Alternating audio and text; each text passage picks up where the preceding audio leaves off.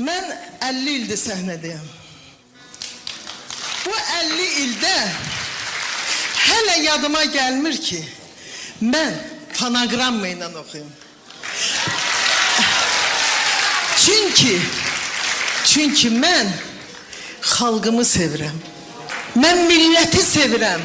Mən onları allada bilmərəm. Əgər fonogramma ilə oxuyuramsa, niyə də pul verib bilet alıb konsertə gəlirlər? Elə gedib oturarlar evdə, qulaq asarlar özləri üçün televizora. Mən açığını deyim sizə ki, dünyanı gəzmişəm də, necə deyil, devr eləmişəm hər yeri.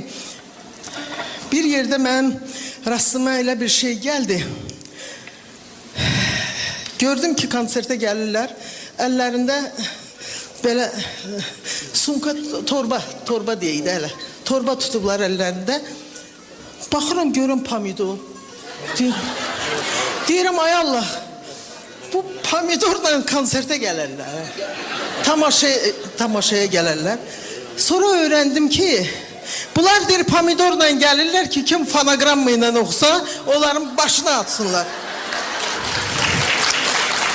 İndi mən açığın deyim sizə, nə pomidordan qorxanam, nə soğandan qorxan adam deyiləm. Ancaq xalqımı sevirəm, milləti sevirəm, istəmirəm anladım onu. Ona görə də bu 50 ildə populyarlığımı saxlamışam. Həm mənim dövlətim sevir məni, həm xalqım sevir və dünyanın harasına gedmişəmsə, bax sizin kimi canım, ciyərimlərimi həmişə hörmət eləyiblər.